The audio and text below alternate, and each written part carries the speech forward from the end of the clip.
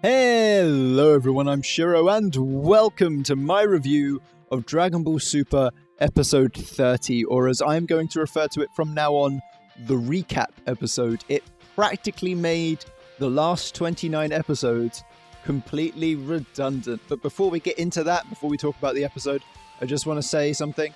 The video in the background that you're seeing right now is a drawing I did of Super Saiyan Blue Goku, or Super Saiyan God Super Saiyan, however you want to say it. I didn't just do this to show off, or to just not have to be in front of a camera. I'm actually starting up commissions. So if you like the drawing you see here, if you like the drawings I've done in my other videos on this channel, if you like the drawings I've done on my DeviantArt, and you maybe want to get me to draw you, or one of your own characters, or anything in particular at all, really, you can click the link in the description below to go to my Patreon page, where there's a load of information about commissions and about supporting me and all of that good stuff. So if you do that, thank you so much. It really means a lot to me. But we're not here to talk about that. We're here to talk about Dragon Ball. So let's talk about Dragon Ball, because I like doing that.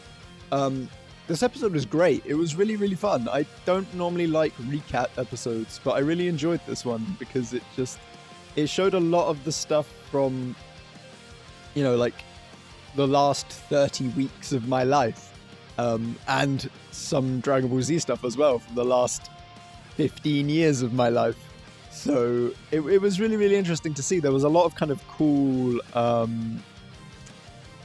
parts, lots of little things put here and there that kind of, it was almost like fan service, like not in the kind of sense that we're used to with anime, but it was just doing stuff that it knew the fans would like, and that was really cool. Like, we got to see Gohan training with Piccolo, we got to see Goku and Vegeta having their kind of traditional kind of rivalry behavior, we got to see Boo and Hercule, we got to see some clips from Dragon Ball Z of the Boo fight, we got to see like a load of clips from the fight with Beerus and with the fight with Frieza and stuff like that. We got to see a load of like Goku's training. We got to see Goku and Vegeta argue about going into the hyperbolic time chamber again. And we got all of these like cool little things that just kind of, it just made me smile. It made me happy, and I like that. I really wasn't expecting, as soon as I saw that it was kind of like a recap episode, I really wasn't expecting to be that overwhelmed. I wasn't even sure if I was going to do a video or not on it. But it definitely got a lot of things ready. It prepared a lot of stuff. And, if this series was like a race, like in the Olympics or something, this episode would have been the guy at the starting line with the gun, and he's just fired it. So next episode, hopefully, I'm hoping, will be, the runners all in their starting positions, just pushing off of the line. And I can't wait, because it's really built all of this up now, and we know who the fighters are now. We haven't seen Monaco yet, but Beerus is on his way to meet him. One thing about that, he seems kind of anxious. He seems kind of nervous about meeting Monaco. I put this down to either two reasons. One, that guy is a douche and really like obnoxious and cocky and horrible. Or they haven't seen each other in quite some time, and he could very well be stronger than Beerus now. And I would prefer it in terms of storytelling if it was the first one, but it would be so much cooler if it was the second one, where suddenly this guy who's on Beerus' team is stronger than Beerus. That would be so awesome. It would be so cool to see him kind of act sheepish and shy around someone, because, there's Whis, who is stronger than him, but Whis is also his servant, so he doesn't actually have to show him respect or anything, because Whis has to do what he says. So it'll be interesting to see if there is someone who is like a match for him or stronger than him. Be interesting to see how much stronger than Goku and Vegeta Monaco actually is. It was really cool to see kind of Piccolo and Boo kind of meet with Goku and Vegeta now, because I mentioned last time that I wasn't sure how their strength was going to match up.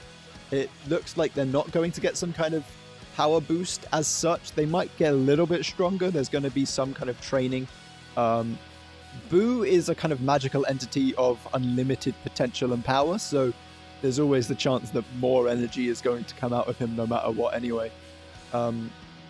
But Piccolo has been training Gohan, like I said, and it was really, really cool. Those two had their own little kind of fight scene, and it was really, really well done, actually. They seem to be fighting fairly evenly, which is good. It means Gohan is progressing and getting stronger again. We mentioned, I'm not sure if I mentioned it, but it was mentioned in episodes, a couple episodes ago, that Gohan wanted to train again and get strong in order to protect his family. So, you know, he's training again, and he's getting there. He's seemingly even with Piccolo, and that's really, really cool to see. Unfortunately, he couldn't take part in the tournament because he has a conference to go to, but Piccolo agreed, and Piccolo seems pretty interested in going, honestly. He seems pretty hyped up. He knows that he can't compete with the Saiyans, he said that himself, but he's definitely looking forward to going. Another thing, we saw like Beerus and Whis kind of talk about their time over the last year or so with Goku and Vegeta. Like, we kind of get more insight into why they decided to train them. We see how Goku is kind of rubbed off on Beerus. One little thing that was dropped in this episode is that the Super Saiyan God is supposedly, whether, you know, now or whether latently, and it will be at some point in the series, it's supposed to be this, you know, massive, ultra powerful, unlimited, like, strength warrior like the universe has never seen. Like, that was supposedly Beerus's prophecy. They had, you know, that like the Super Saiyan God was going to be this unbeatable warrior, and so it'll be really interesting to see what that actually entails, because Super Saiyan God, like the base form of Super Saiyan God, considering all of the other characters we've now met who are stronger than that, is pretty shit. It's really not very strong. I mean, compared to obviously Goku and Vegeta now, their base form is about that strength. Obviously there's Beerus and Whis, but now there's that Manako guy. I'm assuming there's also people in Universe 6 who are that strong. So, you know, Super Saiyan God is essentially just the Super Saiyan of Dragon Ball Z. Except now it's, you know, the next level in Super. What was really, really interesting actually was when they were getting Boo to join the fight. One thing, he was reading Neko Majin, which is kind of a nice touch. If you don't know what that is, that's a kind of spin-off manga. It's kind of linked to the Dragon Ball canon, but not directly. Akira Toriyama did make it, though, I think. But we also see that in order to kind of get him to join the fight, Goku offers him one of the potential wishes from the Super Dragon Balls. And Hercule is immediately like, oh god, what's Boo going to wish for? But it turns out Boo actually just wants to give Hercule the wish, which worries me. I'm not actually sure what I'm scared of more.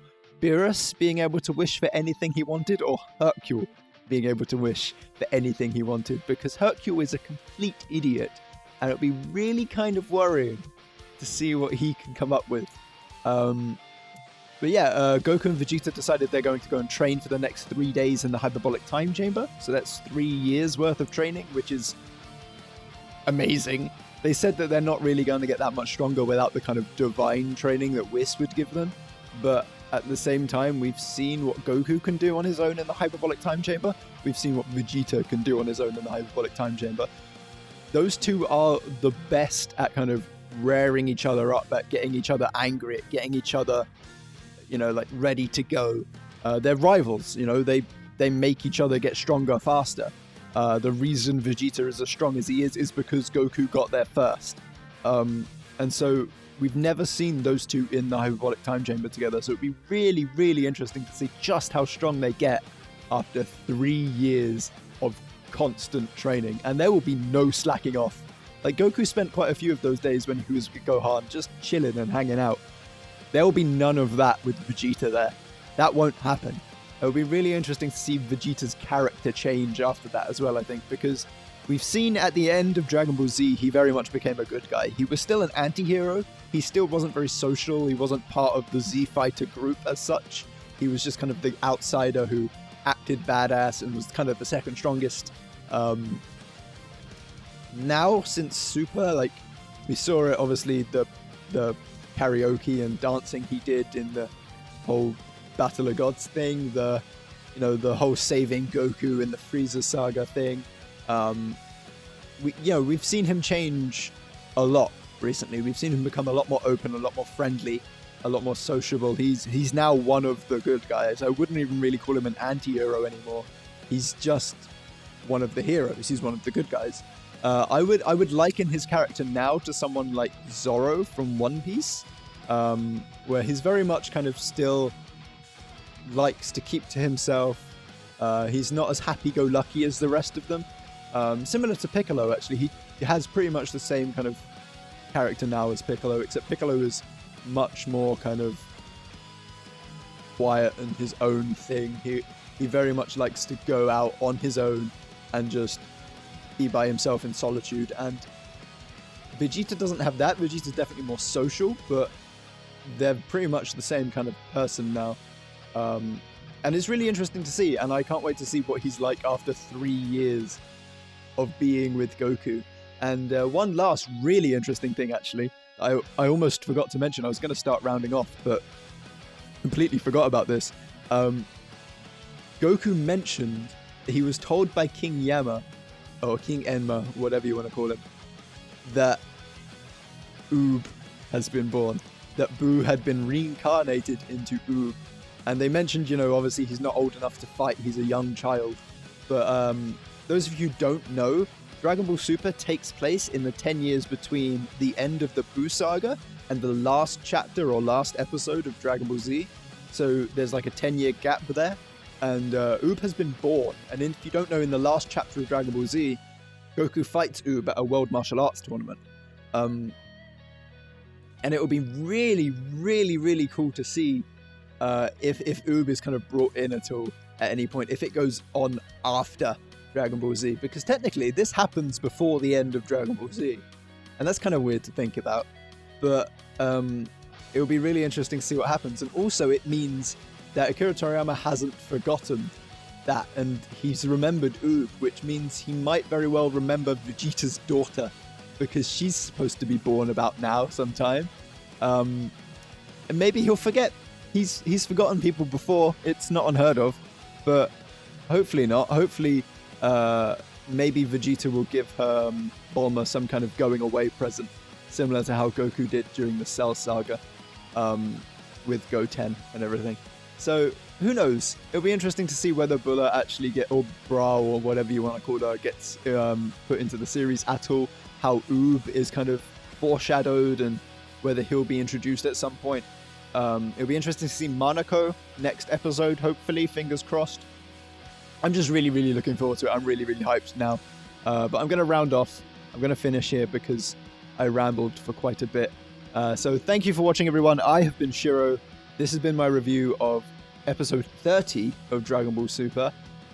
Once again, if you want to get a commission done, if you want me to draw something for you, link in the description to my Patreon page. All of the information you need is there. If you support me via that, thank you so much. Also, thank you so much for watching. If you liked this, then leave a like. If you want to see more, then subscribe.